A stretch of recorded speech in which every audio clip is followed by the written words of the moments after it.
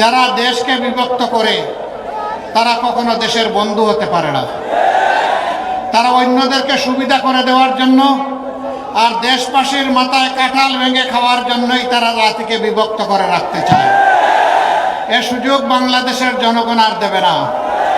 কারণ আমাদের সন্তানদের জুলাই আন্দোলনের প্রধান স্লোগান ছিল উই ওয়ান্ট জাস্টিস। আমরা ন্যায় বিচার চাই। ন্যায় বিচার যেখানে কায়েম হবে জাতি সেখানে বিভক্ত হবে না। প্রিয় সিরাজগঞ্জবাসী, এক সময় গোটা সিরাজগঞ্জ ছিল শিল্প এবং কারখানার কেন্দ্রবিন্দু, তাঁত শিল্প। তারপরে ঘরে ঘরে গাভী লালন পালন করা হতো। মাঝখানে দেখা গেল তাঁতও বসে গেছে, গাভী পালনও বন্ধ হয়ে গেছে। তাঁত কেন বসে গেল? তাঁতের বাজার তৈরি করা, তাঁতিদেরকে সহজলভ্যভাবে তাঁত শিল্পের উপাদান সরবরাহ করা এবং তাঁত মান উন্নয়নে সরকারের পক্ষ থেকে পৃষ্ঠপোষকতা দেওয়া, আসলে তার কিছুই হয়নি। যার কারণে এই শিল্পটা আস্তে আস্তে মুখ থুবড়ে পড়ে, এখন নিবু নিবু বেঁচে আসে। অথচ আমাদের সমাজের যুবক যুবতীরা বেকার। এইভাবে যদি শিল্প এবং কারখানা বন্ধ হয়ে যায়, যদি কুটির শিল্পগুলো বন্ধ হয়ে যায়, তাহলে তো বেকারের মিছিল আরো দীর্ঘ হবে ইনশাআল্লাহ। এই 10 দলের সমন্বিত প্রার্থীরা বিজয়ী হয়ে যদি সংসদে যান এবং সরকার গঠনের সুযোগ আল্লাহ তাআলার মেহেরবানিতে পান, আমরা কথা দিচ্ছি তাঁত শিল্পকে আবার জীবন্ত করে তোলা হবে ইনশাআল্লাহ। 2024-25 অর্থ বছরে বাংলাদেশ গুঁড়া দুধের চাহিদা পূরণ করার জন্য বিদেশ থেকে 5,000 কোটি টাকার গুঁড়া দুধ কিনেছে। অথচ সিরাজগঞ্জের খামারিরা দুধের ন্যায্য মূল্য না পাওয়ার কারণে তার প্রতিবাদে অনেক সময় রাস্তায় দুধ ঢেলে দেন।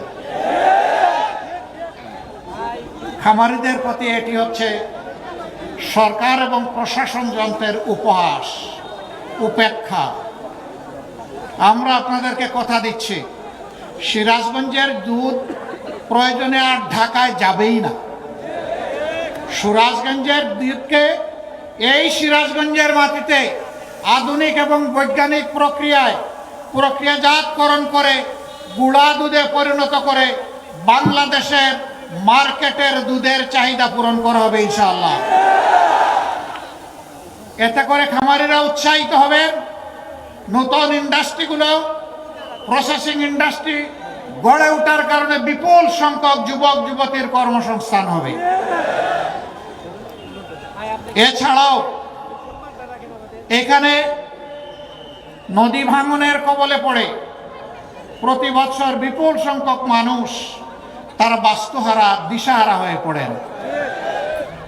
এর সাথে মানুষের কপাল কিসমত জড়িত।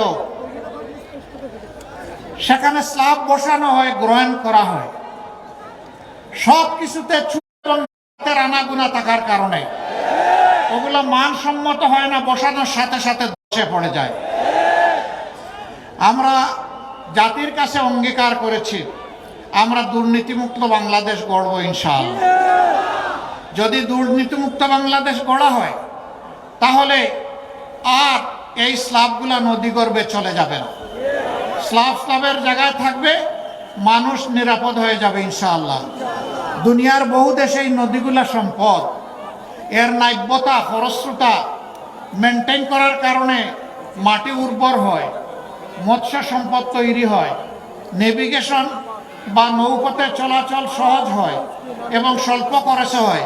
আর আমাদের দেশে এগুলাকে তিলে তিলে করে এখন নদীগুলাকে মরুভূমিতে পরিণত করা হয়েছে, যার কারণ তার গভীরতা, নাব্যতা হারিয়ে ফেলার কারণে সামান্য পানিতে, সামান্য বর্ষায় 2 কুল ভাসিয়ে, মাড়িয়ে, ভেঙে, চুরে চুরমার করে দেয়। এটা কি একদিনে হয়েছে? এটা 54 বছরে তিলে তিলে হয়েছে। কেন? নদী খননের জন্য, ড্রেজিং এর জন্য আমাদের কি কোনো বাজেট ছিল না? সব বাজেট ছিল।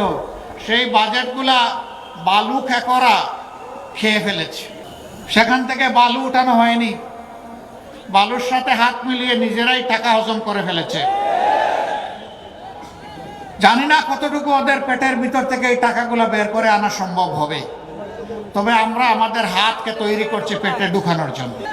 এইভাবে সারা বাংলাদেশে যদি চোরদের কাছ থেকে, ডাকাতদের কাছ থেকে দেশে এবং বিশ্বে যে সমস্ত লুণ্ঠিত সম্পদ রাখা হয়েছে সেইগুলা যদি ফিরিয়ে আনা যায়, বাংলাদেশের জনগণের ভাগ্য 5 বছরের মধ্যে চমকাতে শুরু করবে।